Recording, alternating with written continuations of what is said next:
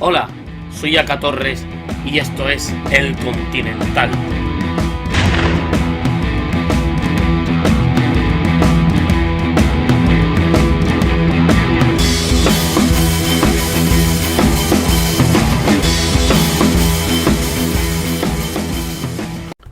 En 1982 se estrena la película Blade Runner, dirigida por Ridley Scott. Inicialmente recibió duras críticas, debido al ritmo, ya que no era lo que se esperaba de una película de acción y a su compleja historia. Curiosamente, tanto el chocante y pausado ritmo, su atmósfera, la mezcla de género y su compleja historia fue la que poco a poco la colocaría donde se merecía, consiguiendo el título de cinta de culto, siendo precursora del subgénero cyberpunk y siendo una de las obras más influyentes en la ciencia ficción. Con 7 montajes diferentes, con uno de los momentos más poéticos y épicos de la historia del cine, con un diseño temporal, con una atmósfera y una mezcla de cine negro y ciencia ficción perfecta, y con varias capas de lectura, es considerada como uno de los pilares del séptimo arte.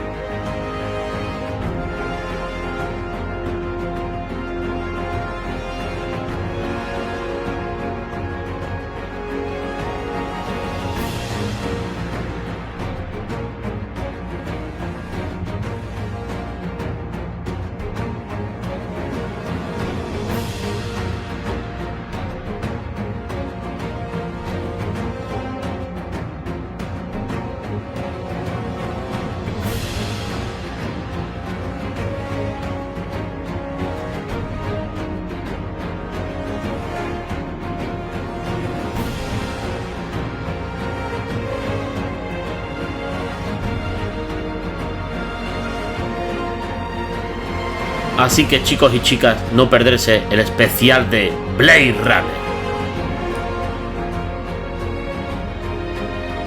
Y regresamos en el Continental para hablar por fin de una película que me ha acompañado toda mi vida. Hablamos de Blade Runner, una película que la descubrí siendo muy pequeño, no entendía absolutamente nada, pero me fascinó y me enganchó y me cautivó esas luces de neón y esos coches volando. No me hacía falta más, lo flipé. Seguí evolucionando y creciendo y de adolescente descubrí una película nueva en Blade Runner. Descubrí una película de acción donde había un villano que me enganchó y me enamoró, y un detective, un protagonista, algo peculiar, algo diferente, pero una película que tenía un algo que le rodeaba, un aura que me enganchó. Flipé. Había escenas de acción, había disparos, había persecuciones, tenía todo lo que yo requería en ese momento y lo tenía de una manera diferente al resto. Y por eso me cautivó. Pero llegó mi madurez y la volví a descubrir de nuevo. Y ahí vi las diferentes capas que tenía, las diferentes lecturas que poseía. En una película compleja que me ofrecía temas que en ninguna otra película me había planteado. Inclusive esa en otras épocas y etapas de mi vida. Por lo tanto, una película que evolucionó conmigo, que a la vez que yo fui una persona más compleja, la película era más compleja. En cada etapa diferente de mi vida me ofrecía lo que necesitaba. Por lo tanto, es como el amigo que siempre ha estado ahí y nunca te ha fallado. Para mí eso es Blade Runner, la película que siempre ha estado ahí y nunca me ha fallado.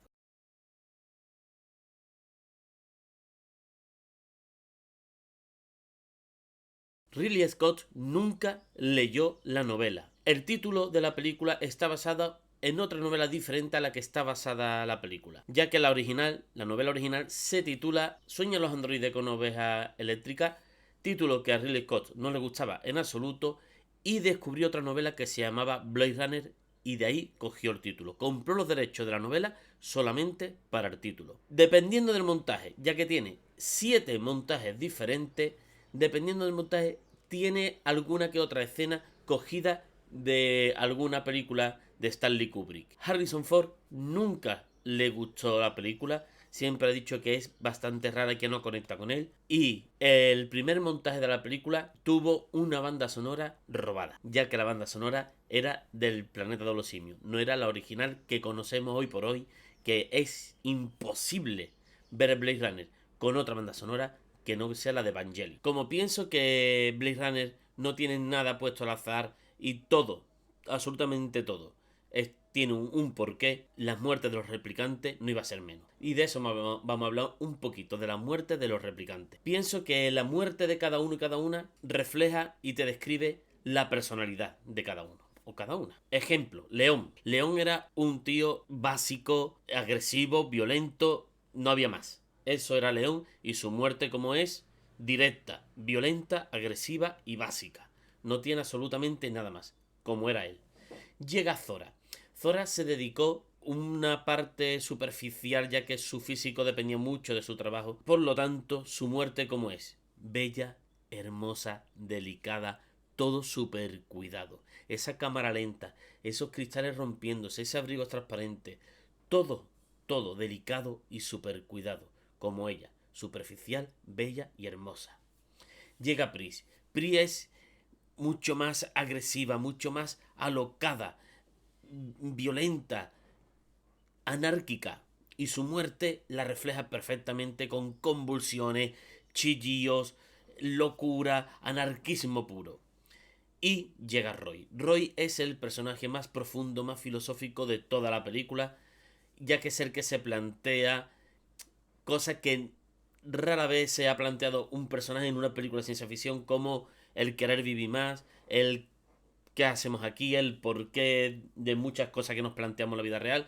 Pues él se lo planteaba siendo un replicante. Por eso su muerte es la más poética, la más filosófica, la más profunda, la más densa y la más triste. Poética y épica como pocas muertes se han visto en el séptimo arte. Por eso pienso que las muertes describen perfectamente cómo era cada uno y cada una. Y damos paso al coloquio sobre el Blade Runner con un invitado y una invitada del calibre que se merece esta película. Hablamos de Lía, de cómo Lía el cine, y hablamos de Ishan, de la guarida del titán. Así que comienza el coloquio sobre Blade Runner. ¿Qué es lo que hace especial a Blade Runner?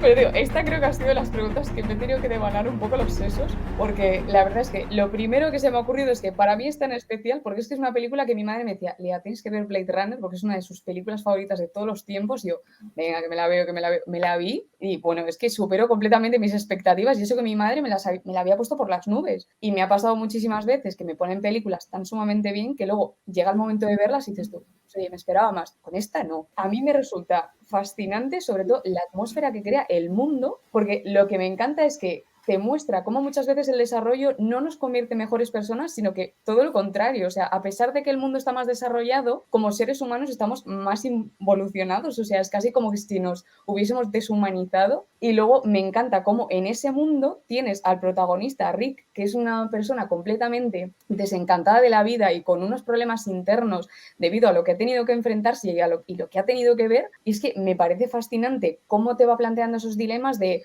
qué estoy haciendo con mi vida, para qué sirve lo que hago, realmente es el camino correcto o no. Entonces me parece una pasada. Y luego ya entrando en... Es que soy muy débil. A mí cuando una película tiene como una iluminación maravillosa, y esta la tiene con las luces de neón, es que me tiene ganada. Entonces te crea unas atmósferas súper oscuras, únicamente iluminada por el neón, y solo, por ejemplo, las altas esferas son las que tienen un atisbo de luz. Entonces tienes a esos personajes completamente oprimidos en un mundo oscuro y que anhelan aspirar a algo mejor y a escapar de ese mundo e ir como hacia la luz del sol, y no lo consiguen, están completamente atrapados. Y yo creo que ha sido esos elementos, amén de que, bueno, la dirección, el reparto, todo me parece maravilloso, pero creo que sobre todo la atmósfera que te crea, los personajes desencantados y la iluminación, lo que para mí la convierte en una absoluta maravilla. Bueno, Isabel, nos vamos nosotros, ¿no? Ya está todo dicho, ¿no? Sí, ya está todo dicho, sí.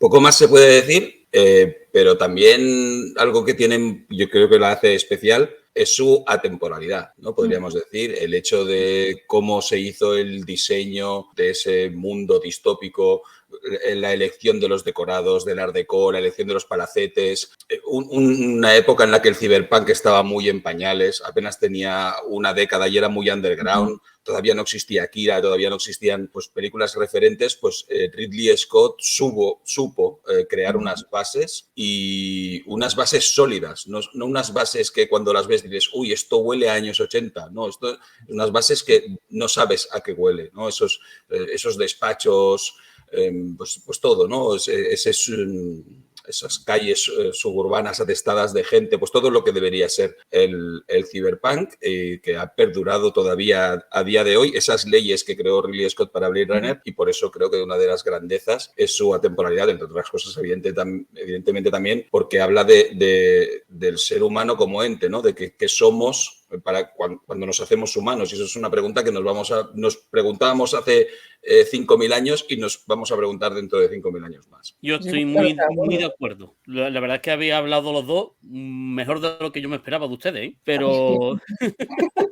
No había muchas expectativas, pero bien, las hemos superado. Es broma, no, muy bien. Yo creo que también es un acierto y sobre todo de la forma con que la hizo el mezclar el cine negro con la ciencia ficción, que ya Ridley Scott ha demostrado que mezclando géneros, pero de manera muy brusca, o sea, nada sutil, nada delicado, sino muy descarado, como Aliens, que era ciencia ficción y terror, y no se habla y no se anda con chiquitas, sino una mezclado muy bien, muy bien. La banda sonora que tiene súper melancólica, que ayuda a envolver incluso más a esa historia romántica que tiene en el fondo Blade Runner. Todos los elementos yo creo que están tan bien acertados, tan bien hechos, que es muy difícil decir qué es lo que hace especial a Blade Runner. Creo que todo hace que Blade Runner sea especial. La atmósfera, la estética, cosas tan sencillas como las luces de neón, el personaje de Rick, los replicantes, todos y todas maravillosos y maravillosas. Y sobre todo para mí, esa mezcla de forma magistral de cine negro y ciencia ficción. Yo creo que eso es el puntito que hace que vaya más allá que cualquier película o de cine negro o de ciencia ficción. No todo el mundo hubiese hecho la mezcla tan bien, pienso yo. No, la verdad es que, a ver, son dos géneros que así a priori dices, o sea, van a llegar a encajar, y la verdad es que con la visión de Ridley dices, pues que encajan a la perfección, o sea, es que es una maravilla. En ningún momento te planteas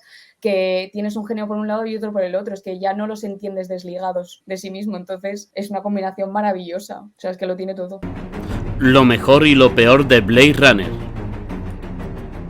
Lo mejor para mí son los matices. Una vez dicho por qué es atemporal y todo lo que hemos comentado y tal, seguramente para mí lo mejor son los matices. Son cómo a partir de todo eso que hemos comentado, de la historia, de qué nos habla, del diseño, del trabajo de Douglas Trumbull, que por desgracia nos dejó hace unas semanas, pero ahí queda también atemporal su trabajo en Blade Runner. Luego cómo desarrollan los actores y las actrices en esta película, cada uno de los matices es súper importante y, por ejemplo, el hecho de que hoy en día todavía nos estemos preguntando qué es o qué deja de ser Rick Deckard es gracias también al trabajo de Harrison Ford. La iluminación, la banda sonora que comentabas tú antes, cómo a veces ayuda a crear un clima en según qué escenas. Todos esos matices, la cotidianeidad también, el hecho de que sea una película supuestamente futurista o distópica, a lo mejor jamás nos encontramos con un futuro como ese, pero te resultaba todo como muy cotidiano. El hecho de que Deckard estuviera comiéndose unos fideos y hablando con alguien que conocía, que tú lo veías y parecía que lo estaba conociendo desde hace mucho tiempo, o tomarse una cerveza y hostia, esa cerveza la he visto yo, falso, no existe esa cerveza, esa etiqueta. Todas estas cosas muy cotidianas, en fin, pues infinidad de cosas, ¿no? Son las que yo creo que también generan que tú te impliques mucho con la película, entres mucho, porque lo sientes como tuyo, todo lo que está ocurriendo, a pesar de estar a 10.000 jodidas millas, porque evidentemente yo de la ciencia ficción y del cine negro, pues evidentemente totalmente apartado. Eso para mí es lo mejor de la película, porque al final el diseño, todo esto ya lo hemos visto muchas veces, y de hecho estaban trabajando con los mejores. Ridley Scott venía de hacer Alien y eso le permitió también que la producción subiera con, no sé si 4 o 5 millones, al final fueron 15 millones de dólares, pues tenías a los mejores trabajando para ti y eso era normal. Pero luego todo eso hay que cohesionarlo bien y los actores y las actrices también tienen que sacar un trabajo prácticamente de la nada, ¿no? Si decíamos antes que el Cyberpunk estaba en pañales, pues representar a un androide pues ya no te quiero ni contar. Sí que es verdad que como tú dices que es una obra atemporal, se usa mucho lo de esta película ha envejecido mal, esta película ha envejecido... Lo que envejecemos realmente somos nosotros. Y los que Y mal, cambiamos del punto de vista de verla somos nosotros. Excepto los efectos especiales. Eso sí puede envejecer por otra dirección, bien o mal. Y creo que los efectos especiales de Blade Runner, canela hoy en día, ¿eh? Ojo, hoy en día. No, es impresionante. Me pasa lo mismo cada vez que veo la de Alien, el octavo pasajero. O sea, es que no tienes que hacer un esfuerzo de me lo tengo que creer. No, es directamente me lo creo. Es evidente que, por ejemplo, unas películas a veces son un producto muy concreto de las preocupaciones de la sociedad en ese momento, en esa década. Entonces, por ejemplo, a veces se critica mucho el cine de los 90. ¡Qué naif! Es que, a ver, los 90 era una década súper naif. En cambio, ahora somos una década súper pesimista. ¿Pero por qué? O sea, nos estamos comiendo crisis tras crisis tras crisis. Claro. Sí. Somos una sociedad que estamos completamente en crisis de identidad, de financiera, de lo que sea. Entonces, claro, somos una sociedad muchísimo más pesimista, pero eso ha pasado a lo largo de las épocas y en todos los campos artísticos. Mira, por ejemplo, la pintura. Tú tienes, por ejemplo, el arte gótico, es súper pesimista y súper triste. Y luego, en cambio, tienes otras épocas artísticas que son muchísimo más alegres. Pues lo mismo pasa, lo especial de Blade Runner es eso, que es que te da igual en qué momento la veas. Son preocupaciones que, como bien habéis dicho, las vamos a tener siempre. Porque me refiero, ¿quién nos ha planteado en algún momento de estoy haciendo lo correcto? O sea, estoy siendo un ser humano. ¿Qué es lo que me hace ser humano per se? O sea, me refiero, son mis emociones, son mis sentimientos. Estos sentimientos y emociones que yo tengo son imposición de la sociedad, son fruto de mi mente personal, o sea, son cuestiones que te las vas a plantear en todo momento, porque son inquietudes que el ser humano las ha intentado solucionar, pues desde la cultura, desde la religión, desde cualquier tipo de ámbito, la filosofía, cualquier cosa que te plantees, reflexiona sobre esos temas. Y Blade Runner es algo que siempre va a reflexionar de esos temas, lo veas ahora o dentro de 50 años, es que te va a dar igual. O sea, que para ti lo mejor de Blade Runner es lo que te plantea. A mí sí, a mí, por ejemplo, lo que más me gusta es lo que me plantea de los debates de que te deja reflexionar. Es que básicamente son nosotros mismos. O sea, a mí ya te digo, es una película que me toca la fibra porque te empiezas a plantear cosas de ti misma y de la sociedad que te rodea. Y luego lo que me gusta es que lo hace, aunque te lo planta en un mundo que te pueda parecer lejano, a la vez es súper cercano, porque tú ves las personas, es lo que has comentado de la cotidianidad, que dices tú, es que se siente muy cercano. Y eso que te lo están planteando en un futuro lejano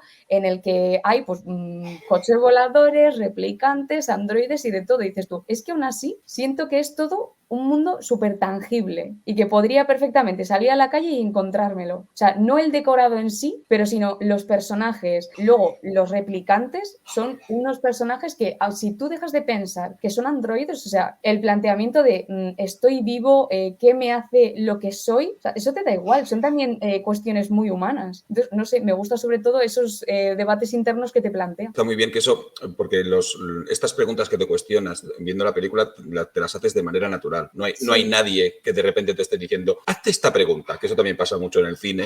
Quiero que pienses en esto, ¿no? Sino simplemente te plantean unas escenas que dices tú, ostras, ahora lo que está diciendo Roy Beatty, pues tiene toda la razón, ¿no? Y cosas así, que te lo estás planteando tú desde el momento que estás viendo una película. Los debates éticos que plantea, por ejemplo, con lo de la creación de los replicantes y la función de los replicantes, o sea, es una delgada línea ética que dices tú, ¿hasta qué punto nos podemos permitir hacer eso? También yo creo que es una forma de plantear errores de nuestro propio pasado, porque me refiero, eso se puede entender también como ya tirándome a la piscina, como una reflexión sobre la esclavitud, sinceramente, porque al fin y al cabo lo que hacen es crear a esas personas y emplearlas como si fueran máquinas sin tener en cuenta que tienen sentimientos prácticamente... No, pero todavía ponerle fecha de caducidad para evitar esos sentimientos. Es súper fuerte. A mí lo de los replicantes me plantea un dilema ético guapo. Vamos, realmente, como tú quieras ver la película, Rick puede ser el bueno o el chungo de la película. Al fin y al cabo está cazando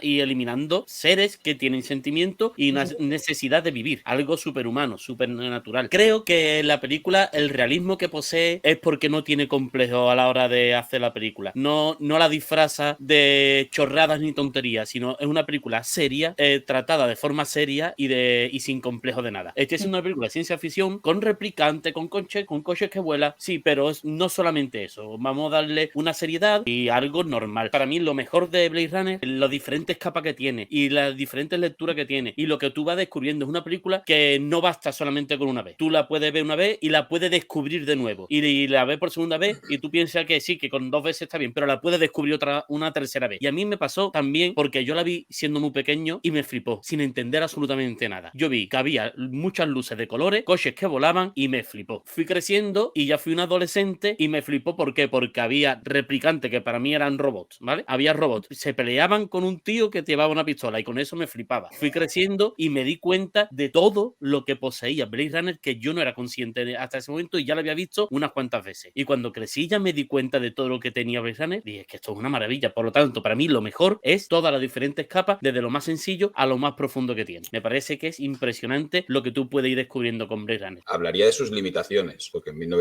1982 las había y mucho, pero Ridley Scott y todo su equipo supieron taparlas muy bien, saber con lo que trabajaban justamente para eso, para que la película fuera temporal. Pero si hubieran tenido más medios, pues a lo mejor nos hubiéramos encontrado con unas escenas, sobre todo las escenas abiertas, mucho más espectaculares de los que la tenemos. La banda sonora de Evangelis. ¿Qué me pasa con la banda sonora de Evangelis? Me parece que tiene unos temas muy buenos y dentro de lo que es, o sea, viendo la película me funciona bien. Pero, por ejemplo, como es una banda sonora que tiene esas reminiscencias de las típicas bandas sonoras neo-noir, ahí el detective paseando con tonos melancólicos, con reminiscencias de blues, de jazz, y yo, por ejemplo, tengo un problemita con el jazz. Entonces, claro, son esas reminiscencias en determinados temas, como sobre todo son en las escenas en las que cobra mucha importancia la música para mostrarte el entorno, en las que digo, es una música que se me hace machacona, aunque yo lo veo en lo que es la escena en conjunto y digo, qué maravilla, que o sea, me está pareciendo esto fascinante, pero digo yo, ¿me voy a poner este temita de Evangelis? Pues a lo mejor no. Como parte de la obra te parece maravillosa, pero simplemente sí, o sea, exacto, es justo, en su conjunto me parece que, o sea, que retrata perfectamente la atmósfera de lo que quiere transmitir, perfecto, o sea, es que encaja todo, o sea, te pone un plano aéreo y ese tema que a mí a lo mejor no me guste fuera, lo veo en el plano y digo, no se me puede ocurrir una música mejor, pero ya te digo, yo no cogería luego y digo, uy, me voy a buscar la banda sonora de Evangelis y me la voy a poner. No. Ya. Otros temas de Evangelis sí que me los pongo. Lo mejor y lo peor de Blade Runner 2049.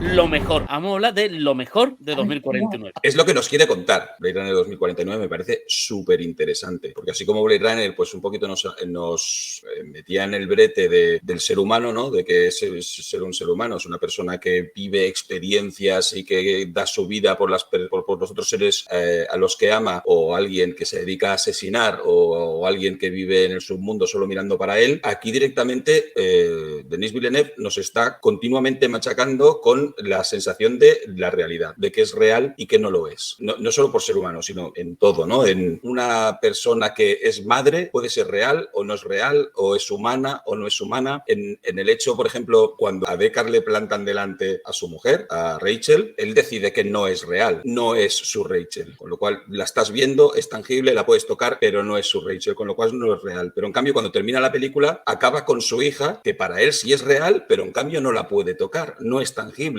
porque no puede entrar dentro de la burbuja donde ella vive. Toda la película es así todo el rato. En toda la película te va mostrando lo que es real y lo que no es real. El personaje, evidentemente, de Ana de Armas, ¿no? Que ella sabe que no es real, pero el personaje, el de Cal, en todo momento le dice, para mí eres real. Entonces, es una discusión todo el rato de qué es de verdad, qué no es de verdad, que es incluso un ser humano puede ser una idea. No hace falta ni que ya sea una persona. Todo lo que nos quiere contar me parece súper interesante. Yo es que, por ejemplo, me quedo más con la dirección de Villeneuve y con la estética, porque, por ejemplo, recientemente con la de Dune, es que me parece que ha conseguido actualizar, o sea, sin necesidad de que tuviesen que ser actualizadas, tanto la de Dune como la de Blade Runner, las actualiza a los recursos que tenemos ahora y me parece que, respetando en cierta medida la estética del producto original, consigue actualizarla. Y luego, por ejemplo, lo que me gusta es que se crea muchísimo contraste, porque tú tienes en Blade Runner unas atmósferas mucho más opresivas y más oscuras, mientras que, por ejemplo, en la de 2049, aunque tiene tienes algunos escenarios oscuros, prima sobre todo la luz y me resulta súper interesante, que son planos muy coloridos, muy brillantes y entonces en ese aspecto me gusta un montón. A lo mejor es recuerdo mío, pero tengo la impresión de que la de 2049 utilizaba tonos más cálidos y la original, la de Blade Runner, eran tonos mucho más fríos. Entonces me gusta ese cambio de tonalidad y sobre todo el respeto y el cariño que tiene a la hora de coger un producto que tiene una estética tan marcada y dice, vale, la voy a respetar, pero a la vez lo voy a hacer mío. Entonces se crea una combinación perfecta que dices tú, sé que es una continuación de Blade Runner, pero a la vez se siente como un producto completamente diferente en su presentación. Entonces eso me parece que Villeneuve lo ha hecho. Bueno, es que luego encima te regala unos planos que es que a mí ese hombre me tiene enamorada, como dije.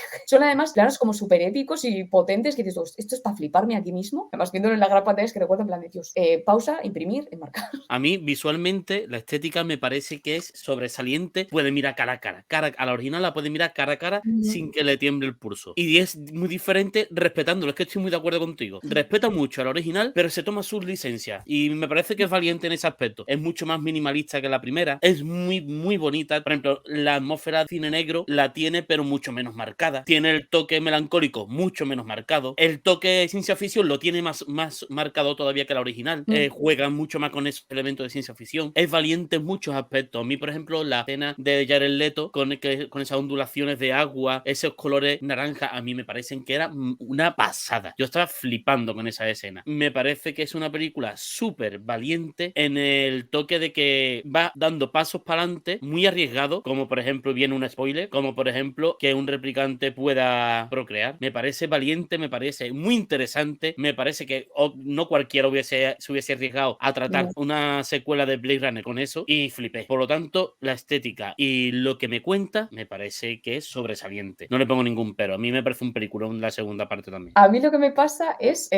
la trama, porque aunque me plantea temas interesantes, yo recuerdo que la gente diciendo, uy, qué bien narrada está. A lo mejor ese día yo estaba muy espesa, pero la recuerdo muy confusa. Conseguí ubicarme y digo, vale, ya sé hacia dónde me quieres llegar. Y lo que me da muchísima rabia es que siento que toda la película es como una especie de prólogo para esos 3/4 de hora, media hora final, que me parecen, pero excelentes, y me está planteando unas cosas súper interesantes y justo en ese momento hace clic, corta, me lo deja ahí como en el aire de qué va a pasar y yo. Y eso es a mí lo que me da rabia, que siento que todo lo demás es como una especie de ejercicio visual, técnico, maravilloso, pero lo siento como un prólogo para la historia, que es justo lo que me concentran al final y no me lo cuentan, pero digo, me la tengo que volver a ver porque es que solo la he visto una vez. Sí, me gustaba mucho lo que nos quería contar, que eso evidentemente lo he disfrutado muchísimo porque no creo que haya ninguna película igual al respecto. Cómo nos lo cuenta ya para mí es otro tema. Y sí que es cierto que todo es muy bonito, estoy de acuerdo con vosotros en que todo es muy bonito, pero a veces incluso es demasiado, ¿no? Y precisamente por eso, porque cuéntame un poquito lo que decía Lía, ¿no? Cuéntame lo que me interesa, que estos planos, que ya que los haces muy bien, que sí, pero que ya a mí se me alargaba mucho. Luego hay partes que me resultaban absolutamente innecesarias. Y luego cuando hablabais un poquito de esto del tema que sigue un poquito la estela de Blade Runner, sí, pero en mi opinión un poquito de manera artificial. O sea, si hablábamos de la cotidianidad, aquí no hay cotidianidad ninguna. Todos son androides, no hay matices. Me podría creer que en la película todos son robots, no hay conversaciones personales.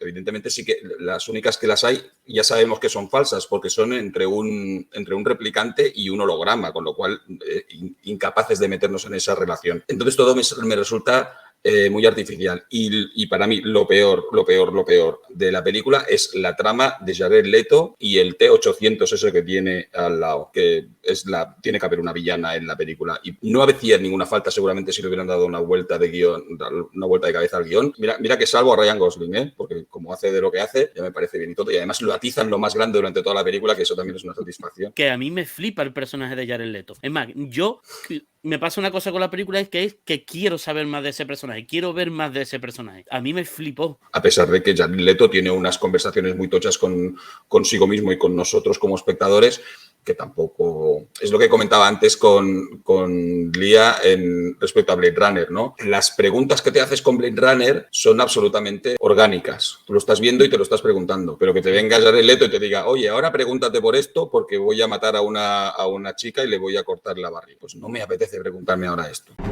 Personajes favoritos. Yo soy más básica que las piedras. Yo me he quedado con Rick y con Robin.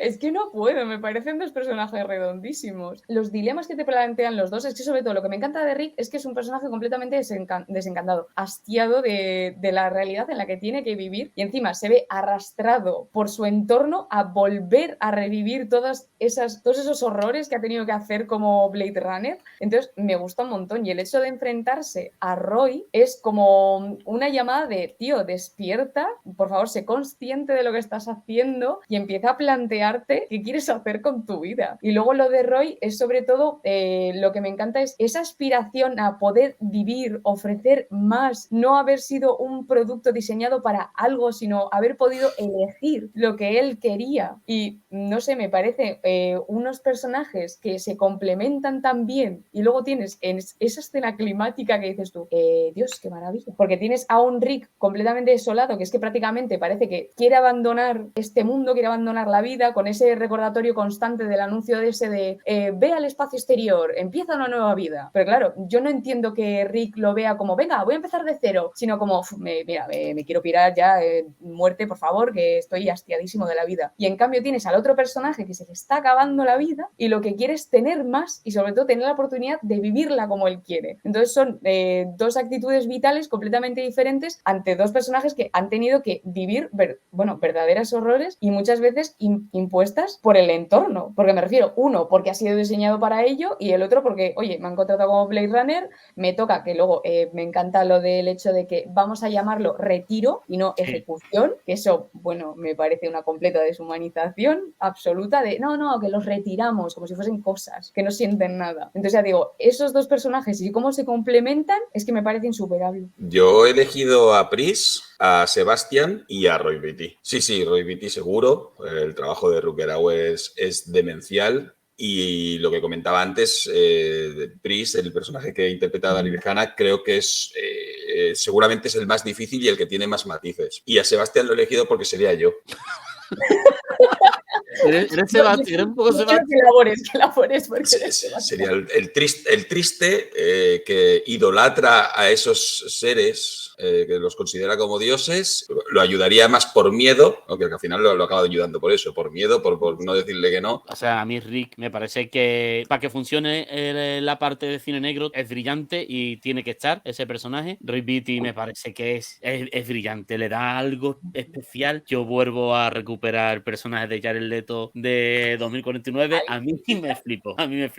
Ese toque místico que tiene, tiene algo que me atrapa, tiene algo que me enamora y tiene algo que me hace tener ganas de saber más de él. Los que habéis rescatado a Rick Deckard, por cierto, también recordar el tremendo Rick Deckard que se marca Harrison Ford en Blade Runner 2049, con esa escena precisamente con Jared Leto, en la que se pone a llorar, porque ver a Harrison Ford llorando en una película tampoco es fácil, y a los que dicen que es un actor del montón, lo que pasa que ha hecho películas de acción y tal, y siempre le han dado las escenas preparadas para él, pues ojito a su interpretación en Blade Runner 2049. 2049, sin Ana de Armas, no sería la misma. Oh, sí. A mí me flipa.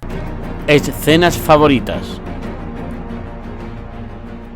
Quitando la muerte de Roy Beatty, que me parece que es poesía visual, me parece que es algo poético, algo épico, hermoso, es preciosista. ¿Os creéis realmente que el monólogo está improvisado? Me da igual. No, sinceramente, a mí también, pero no me me lo creo. Me lo creo en parte porque no me acuerdo el hilo de quién leí o por dónde leí, que muchas veces para los actores es muchísimo más fácil improvisar un diálogo una vez han comprendido el personaje, recordar las palabras a veces que se sienten impostadas en el guión. Si llegó a entender también al personaje, a mí no me resulta nada descabellado que santase esa maravilla, sinceramente. O sea, inventarte que la memoria se pierde como lágrimas en la lluvia, es que vamos, que me parecería maravilloso. No, pero a mí me da la sensación de que no es improvisado en el momento, pero sí me puedo creer que sea cosa de él. Que lo tenía ahí en el run y se van a cagar. Cuando me dejen hablar se van a cagar. Cuando llegue el momento lo voy a soltar y aquí todo el mundo va a venir.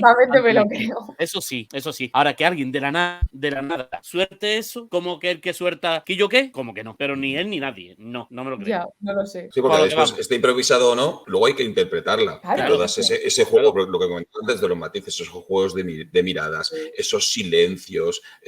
Es todo espectacular. No, esa escena es perfecta. O sea, la paloma, la lluvia, el porte de Roy Beatty, Harrison Ford, la interpretación que hace en ese momento, que también es más sutil, es más pequeñito en ese momento, pero es brillante. Todo, es que todo, dice tú, es que aquí no hay nada que esté mal puesto, mal colocado, mal hecho. A mí, por ejemplo, una escena que me gusta muchísimo es el retiro de Zora, que es una de las replicantes, creo que es la que, no me acuerdo si va antes de León, creo que es la primera replicante a la que se enfrenta Rick, que la va persiguiendo porque ha encontrado una de las escamas de serpiente. León es el primero. León es el primero y luego va por Zora, ¿verdad? Ujú. Pues la persecución de Zora y la ejecución de Zora con ese chubasquero transparente, corriendo por las galerías y atravesando las cristaleras, bueno, es que impresionante. Y luego, evidentemente, la repercusión que tiene para el personaje de Rick temblando por lo que acaba de hacer y todo lo que está rememorando, bueno, me parece un escenón. Antes he comentado a 3 personajes, a Pris, a Sebastián y a Roy Beatty, y voy a elegir esa escena en la que Roy Beatty entra en el palacete que se ha montado Sebastián y es una escena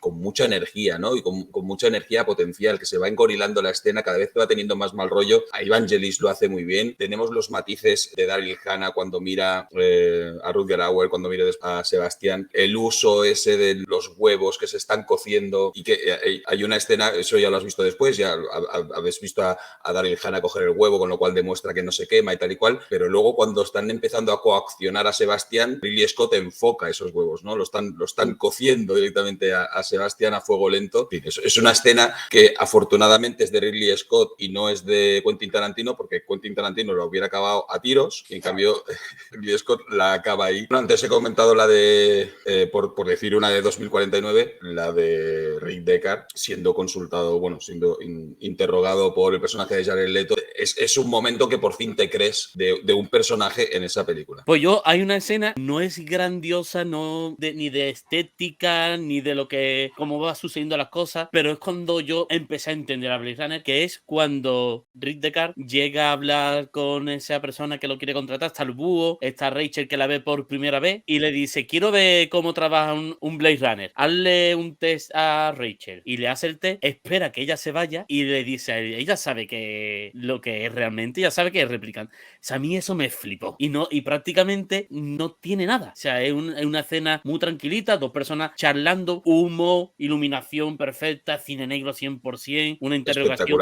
espectacular apartamento. O sea, si veis esa escena más adelante, o igual ya lo habéis hecho, pero fijaros en toda la ornamentación que existe en las columnas, en las paredes, es brutal ese apartamento, es una maravilla. Y de 2049 yo me quedo con cualquier escena de Ana de Armas, sobre todo cuando le compra el cacharro que ya puede salir con él y cuando sale afuera, eso es una barbaridad, me flipa, cualquier momento de Jared Leto me parece soberbio. Claro, pero con Jared Leto, por ejemplo, lo que contabas antes, no tienes dudas, o sea, no puedes empatizar con él, sabes que es malo. No, con Jared Leto no empatizo, pero tiene algo místico, algo que me atrapa, es diferente. Una cosa es que yo empatice y otra cosa es que tú me atrapes por algo. No empatizo con Jared Leto en nada, me parece. Pero porque está construido así, es evidente, claro. O sea, está hecho para que sea enigmático. Claro, y a mí pero es eso, ¿no?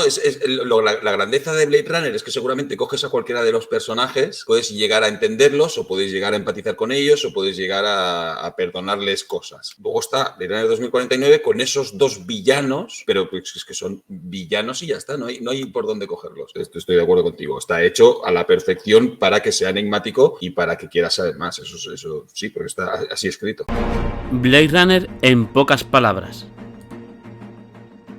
No lo sé, es que me parece una obra maestra mayúscula, o sea, es que no se puede entender el cine antes y después de Blade Runner, es que marcó un antes y un después esa película. Una pregunta por tocar las narices, ¿seguro que marcó un antes y un después? ¿O es tan cojonuda, tan rara y tan perfecta que no hubo huevos a que luego que marcara unos estándares? Es en plan de, no, Blade Runner y luego los demás vamos haciendo nuestras cosas porque sí que son todas las bases del cyberpunk, ¿no? Claro. Pero luego películas que quisieran parecerse a ella o que bebieran de ella. Hay muchas. Y no ¿Sí? solo películas. Te puedo nombrar, mira, El Quinto Elemento tiene cosas de Blade Runner, la serie de Carbono Sí, eso tiene sí, cosas de desde Blade luego. Runner. Sí. Películas como, por ejemplo, Desafío Total tiene cosas de Blade Runner, y el remake, que no debería existir, pero existe, tiene mucho de Blade Runner. Incluso más que de Desafío Total, en la estética. Hay películas que Akira tiene cosas de Blade Runner. O sea, hay muchas películas. Ghost in the Shell tiene cosas de Blade Runner. Muchas películas, muchas obras, muchos videojuegos, muchos cómics tienen mucho de Blade Runner. Por lo tanto, marcó. Yo diría que sí. Inclusive digo y creo que ha marcado más con el tiempo que en su momento, ¿eh? Sí, porque muchas de las que decías son Claro. nuevas. Incluso, sí. no sé si habéis visto la serie, hablo de Desafío Total. La estética es totalmente Blade Runner. Totalmente. ¿Por qué? Porque es tan potente el apartado visual y el diseño de Blade Runner que marcó un antes y un después. Incluso ha marcado un antes y un después en películas como Dark City, en mezclar cine negro con ciencia ficción. Yo creo que si Blade Runner no hubiese hecho eso de esa forma, dudo que alguien se hubiese arriesgado en mezclar esos dos géneros, que no tiene sentido mezclarlo. Que ya lo mezclaron con Alphaville, por supuesto, pero Blade Runner va mucho más allá, muchísimo más allá. Es mucho más grotesco o más valiente. Vamos a llevar al extremo de la ciencia ficción de Cyberpunk y al extremo del cine negro. Vamos a llevarlo los dos, pero a extremos. Y Dark City juega eso. Predestination juega eso también un poco. Tiene ese cine negro, esos viajes en el tiempo. Yo creo que sin Blade Runner no se hubiesen arriesgado. Siempre hay uno que se tiene que llevar los cates para que los demás puedan disfrutar de ello. Yo creo que sí, que hay muchas películas que tienen influencias. Evidentemente, a lo mejor no son tan descaradas. Creo que se cuidan mucho de que haya comparaciones, porque si recuerda tanto a Blade Runner, todo el mundo estaría, ay, es que esto es muy Blade Runner. Entonces todos diríamos, no es tan bueno. Entonces cogen como determinados elementos que a lo mejor les hayan podido llamar la atención, la mezcla de géneros, la estética, quieras que no, la música de sintetizadores, aunque estaba muy en auge en aquella época, también la música de sintetizadores en esa película. La leche, toda la gente a lo, sintetizador, dale caña. Y ahora, bueno, con esto de que estamos ochenteros total, pues yo creo que sí que han cogido elementos, pero lo han sabido hacer, entre comillas, de una manera inteligente para que no les comparen de una manera tan burda, de buf. Palabra o frase, yo he hecho las dos. Palabra humanidad y frase el alma de la experiencia. La que tengo es muy obvia, pero es que es la que me viene siempre que pienso en Blade Runner, que es más humano que los humanos. Que al fin y al cabo lo que vemos es que los replicantes son más humanos que los humanos porque lo único que quieren es vivir. De 2049, palabra o frase. Es que a mí lo que me pasa es que me parece una buena secuela, muy bonita, pero que daba para más. Escepticismo o la inexistencia de la verdad. Para 2049 he cogido una palabra, antes cogí la frase y ahora he cogido una palabra que es valentía. Me parece que guionista y dirección fueron muy valientes al coger relevo de Blade Runner, enfrentarse a ella, respetarla mucho y tomarse su licencia. Y licencia que a mí me parece muy acertada, muy interesante, que una replicante pueda procrear. Me parece alucinante. Y seguramente también la valentía de asumir que iba a ser un fracaso y aún así Sí. hacer lo que querían hacer. Eso tiene que ser duro, ¿eh? Y ya para terminar, no podemos despedirnos de esto sin antes hacer una pregunta muy simple. Ridicar, ¿es un replicante o es humano? Y es que no sé, yo para mí es humano, pero. Pues depende del corte, ¿no? Porque no hemos hablado de los Claro, diferentes es que- cortes de Es que Blade ahí está la Runner. respuesta. Depende del corte que tú veas, ¿es humano o es replicante? Estoy totalmente de acuerdo. Pues sí. Depende del unicornio. Exacto, Ya. exacto. Hombre, podríamos estar una hora más hablando de Blade Runner, pero claro, no es plan. Pues entonces, solamente me queda darle las gracias a Lía. Muchísimas gracias. Me ha encantado tu compañía. Ha sido un placer tenerte. Y ha sido un rato al nivel de Blade Runner. Maravilloso. Muchas gracias. Muchas gracias a ti. Y Sam, siento no decir lo mismo. Así. No te voy a decir buenas palabras. Y Sam, tú sabes que no. Tú sabes que me parece un placer tenerte. Es más, he repetido contigo varias veces. Y Lía, no te digo nada, volveré a llamarte. Nadie mejor para hablar de Blade Runner que Lía y Sam. Y un servidor que se despide. Un beso y a seguir disfrutando del cine. Ya sabéis, si os ha gustado el vídeo, si os gusta mi canal, pues suscribirse y así me ayudáis muchísimo y lo tendré en cuenta porque... Presiento que este es el comienzo de una hermosa amistad. Y por supuesto, deja vuestro comentario. Me encanta leeros y me encanta contestaros. Y si, por lo que sea, por cualquier motivo, no te gusta ni el vídeo y no te gusta por general mi canal y no te quieres suscribir... Lo lamentarás. Tal vez no ahora, tal vez ni hoy ni mañana, pero más tarde, toda la vida. Siempre tendremos París.